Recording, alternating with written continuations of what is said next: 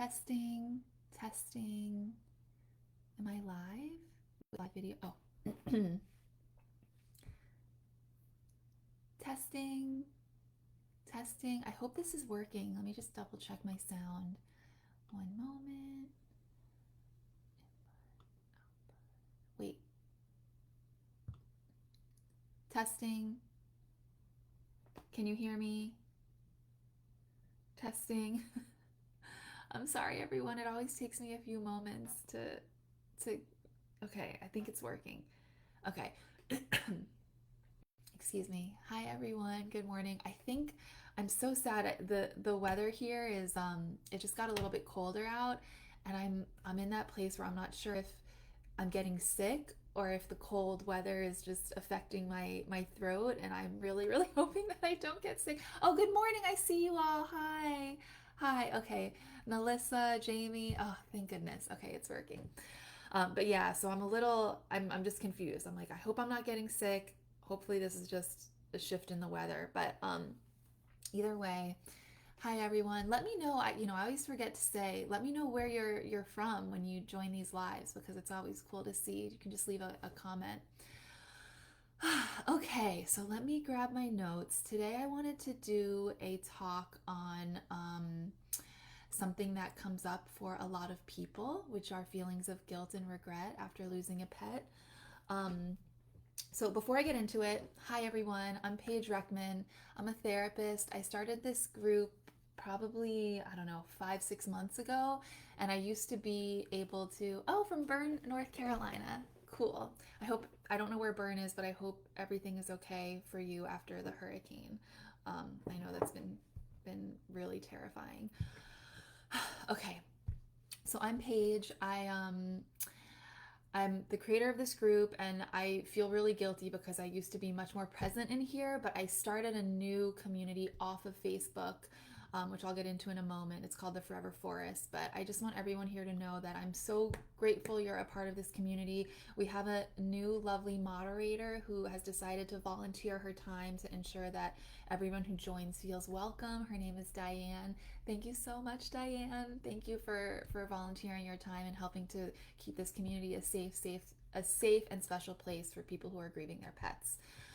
So, um, so yeah, I feel bad. I'm gonna try to pop in here as much as I can, but if you want a little more contact and communication from me, you're welcome to join the Forever Forest. There's a free area now, and you can post about your pet, and I'll get into more of that later. But right now, I want to go ahead and talk about why you're here, which is to talk about feelings of guilt and regret, and that is the theme that we're talking about this month in the Forever Forest, because it's something that so many pet owners experience after having to say goodbye. And it doesn't really matter if you've lost your pet after they've lived a long and happy life, or if there was a tragic accident. Um, the feelings of guilt and regret are really palpable and really strong. And I thought it would be helpful to just talk through some ways that you can start to release some of these very uncomfortable feelings. So, for anyone who's here now, or anyone who's joining later, I'd love to hear in the chat for you what is the difference between feeling guilty and feeling regretful after your pet died. This is something I hadn't really thought about, but in our community, someone presented this idea, and I thought it was really insightful, because sometimes we don't necessarily feel guilty. We know that we did everything we could for our pet, but we have so much regret about the amount of time we were able to spend with them. And I just think it's interesting to self-reflect on the difference. So for me, when I think about guilt, I think about I did something wrong, right? I did something wrong, and I did something bad, and I should have made a better choice, right? I should have had more control in this situation. And really, guilt, it's a helpful feeling. It helps us have a moral compass. It helps us live with integrity. But I think in grief, guilt is really unproductive, and it can actually be more damaging than helpful. And I'm sure if you've gone through it, you know it's like being in your own prison. It's like you can't release this. And typically in guilt, when we're grieving, we didn't do anything wrong. In real life, yes, we're human. Sometimes we make the wrong choice. We do something and we feel guilty about it. Like, oops, I shouldn't have done that. But in grief, our mind is playing tricks on us. Usually, you have not done anything wrong. There are outside circumstances that you had no control over that are making you feel like you had more control over them. So I'll just leave that there. That for me is guilt. Regret for me is what I mentioned before. It's like I took for granted the time that we had together. I didn't realize at the time that I should have, you know, been with you more. I should have paid closer attention to you. I should have been present with the moments that we had. That is when feelings of regret can come up. And again, I think regret can be really, really helpful if we can channel it in a healthy way. Regret shows us that we can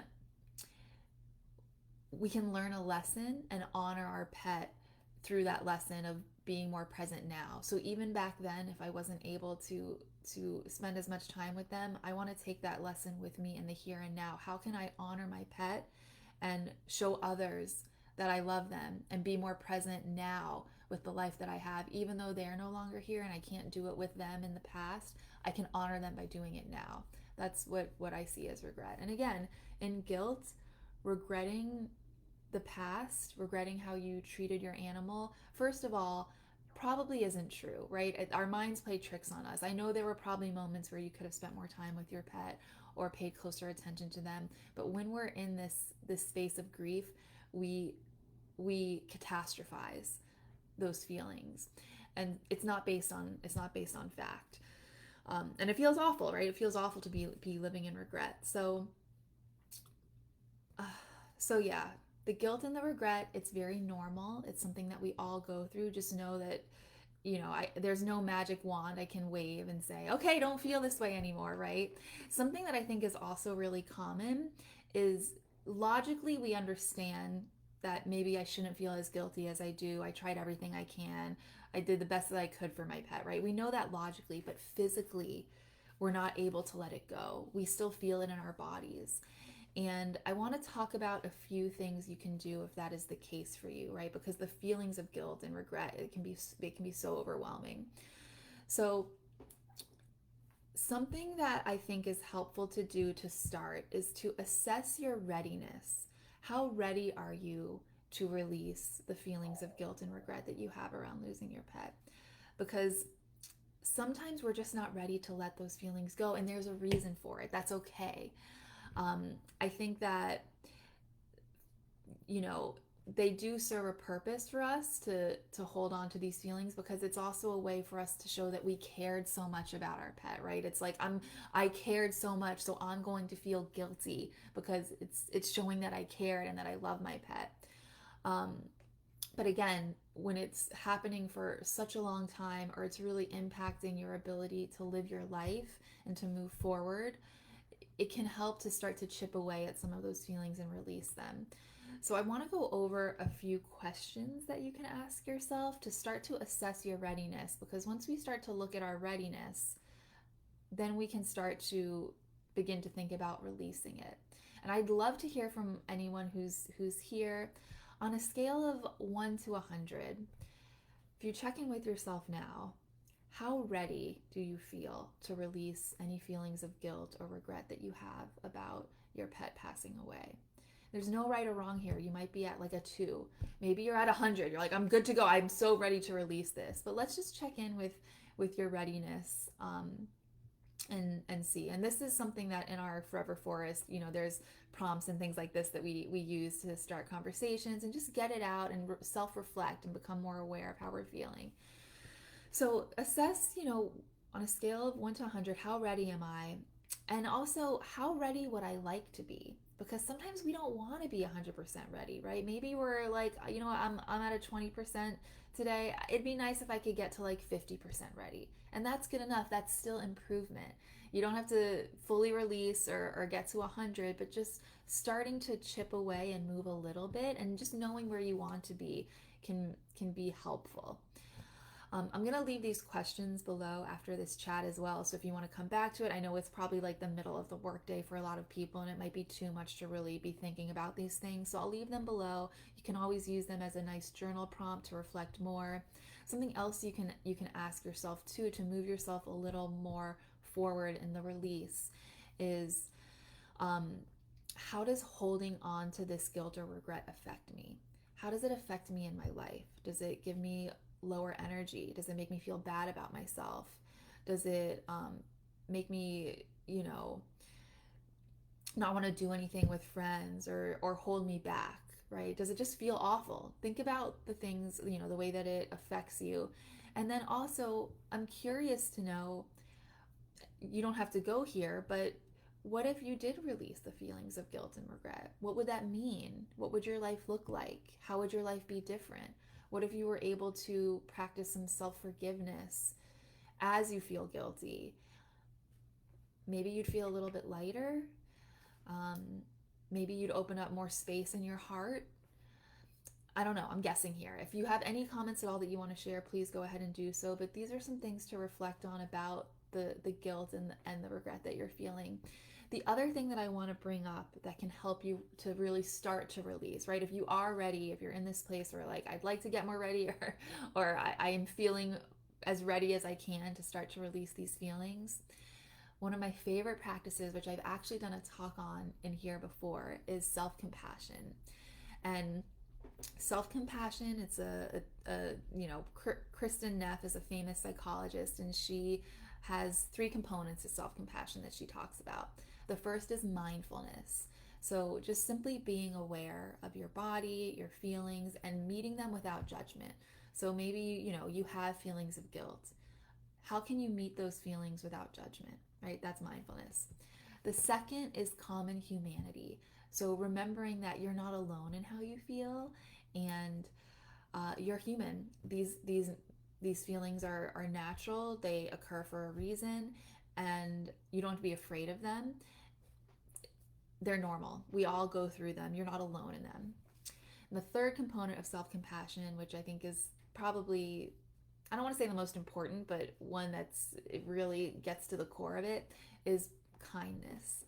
So treating yourself with kindness, the way you would treat a friend. So if a friend feels guilty about something or is having a lot of regret, what would you say to them? How would you treat them? You probably wouldn't say, oh, just shove those feelings away, don't worry about it. I mean, maybe you would, I don't know. But you'd probably just have a little bit of care when they're in that place, right? You'd meet them, you'd listen to them with care, and you would still love them, even with those feelings. And so how can you channel that energy towards yourself? So self-compassion, I saw, I don't know if anyone here has heard of Eckhart Tolle. If you have, let me know. He's this very famous spiritual leader, but I was able to see him speak about 10 years ago, and it was a really, really powerful experience. And something I'll never forget that he said is, and he was talking about mindfulness, but I think we can apply this to self-compassion or really anything. He talked about it as tasting honey. And sometimes we can read about honey, right? You can read all the books that were ever written about honey in the world. You can know all the facts about honey. You can know the molecules that are in it. You can understand it at a logical level and have a PhD in honey. But if you've never tasted the sweetness of honey, have you ever really experienced it? Do you really know it? And I think that's what I'm trying to get at in the Furever Forest. I want you to be able to taste the honey of healing, not just read about it and think about it and talk about it with friends, but to actually taste it and experience it. And so in the Furever Forest, starting on Monday, I'm doing a totally free self-compassion journey, just so you can test it out and heal. And this journey, I'm really excited about it. I hope that you'll join us, because you'll be able to taste the honey of self-compassion and not just learn about it and think about it, but really apply it to your life and have discussions about it with other animal lovers who are struggling with their pet grief and are here to support one another.